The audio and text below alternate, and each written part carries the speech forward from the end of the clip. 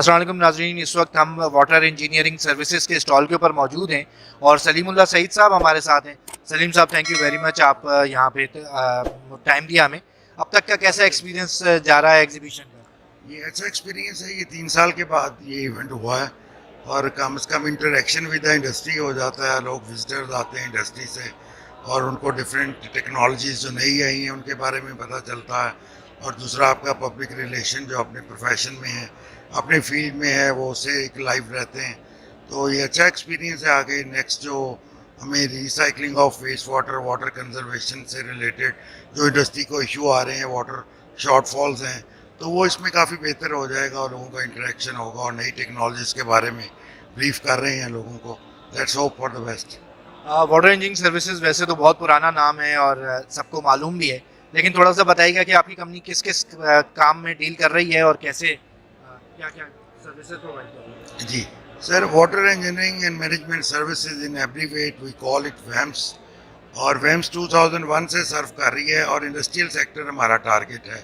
इसमें हम water treatment plants, इसमें आरओ प्लांट्स हैं, अल्ट्रा फिल्ट्रेशन हैं और कन्वेंशनल जो ट्रीटमेंट है, sand filter, activated carbon filter, iron removal, arsenic filters, removal filter.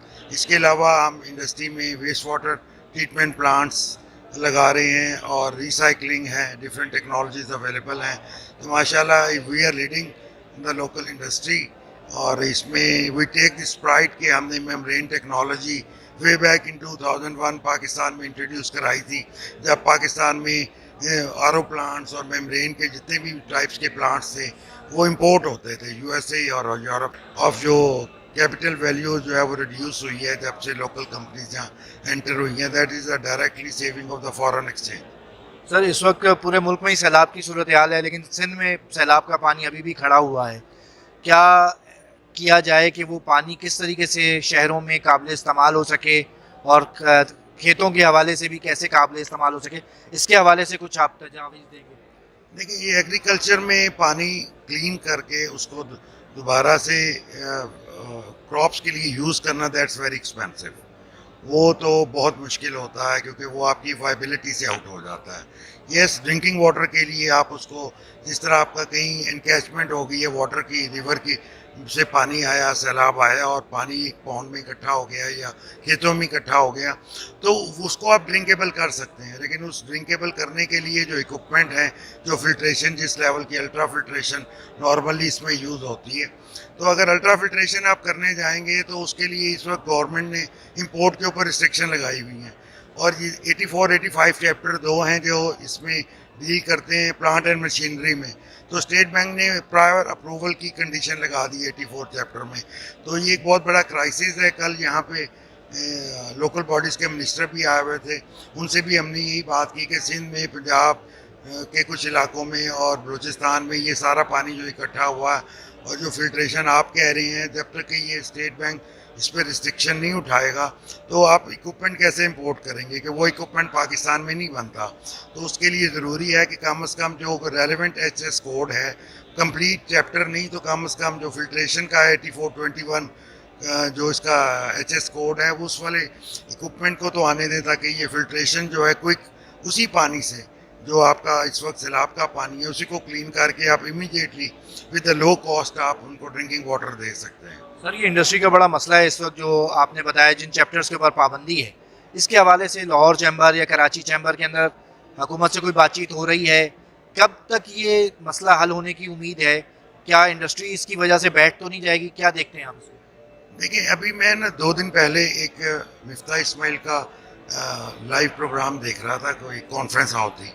उसमें वो बता रहे थे कि हमें तकरीबन 9000 बिलियन हमारा बजट है और हमारा रेवेन्यू कलेक्शन जो है वो 6000 बिलियन है। तो every year we are facing 3000 billion का शॉर्टफॉल रुपीज़ में, लोकल करेंसी में।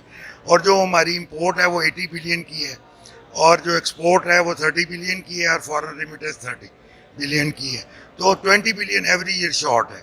अब जो चैम्बर जितनी भी कोशिश कर रहे थे, वो फेडरल चैम्बर हो या लोकल चैम्बर हो, वो गवर्नमेंट ऑफिशियल या फाइनेंस मिनिस्टर जो हैं या उनकी टीम, वो मीटिंग तो करती है, they are gaining the time. वो जो डेफिसिट चल रहा है वो they are unable to control. अब जो ये सोच रहे थे कि जो हमें IMF से लोन मिल जाएगा और फ्रेंड कंट्रीज जो हैं वो हमें फर्दर हमें दे देंगे रिलैक्सेशन, या और हमें इन्वेस्टमेंट्स कर लेंगे, तो वो भी नहीं हुआ। तो एक्सपोर्ट बढ़ाने के लिए आईटी के अलावा कोई और ऐसा फील्ड नहीं है कि अगर आप प्लान करें और immediately in shortest possible time export बढ़ा लें। तो वो आप डेफिसिट जो $20 बिलियन का है वो कवर करने के लिए आपको एक्सपोर्ट बढ़ानी पड़ेंगी। और एक्सपोर्ट बढ़ाने के लिए टेक्सटाइल जो है इस वक्त पंजाब में अगर कुछ ऐसे हैं जो बड़े ग्रुप हैं, उनमें मैं देख रहा हूँ कि उनके पास भी जो मशीनरी इंपोर्ट का प्रॉब्लम आ रहा है, वो स्पेयर पार्ट्स भी नहीं मंगवा पा रहे। तो उससे ये हुआ है कि या तो उन्होंने राउंड द क्लॉक यूनिट नहीं चला रहे, या तो उन्होंने रनिंग टाइम कम कर दिए हैं, रनिंग डेज कम कर दिए हैं, 3 शिफ्ट की बजाय 2 शिफ्ट में काम कर रहे हैं। तो ये अल्टीमेटली एक्सपोर्ट फर्दर रिड्यूस हो जाएंगी और जो इंपोर्ट से रेवेन्यू कलेक्शन थी वो भी कम हो जाएगा। तो अभी तो जो सिचुएशन है, करंट सिचुएशन, हमें नहीं लगता कि ये क्राइसिस जल्दी हो। और चैम्बर भी हैं, वो भी अगर कोशिश कर रहे होंगे तो वो टाइम गेन करने के लिए मीटिंग्स तो हो रही हैं, but they are not a concrete action they are taking on. Thank you very much sir, बड़ी मेहरबानी।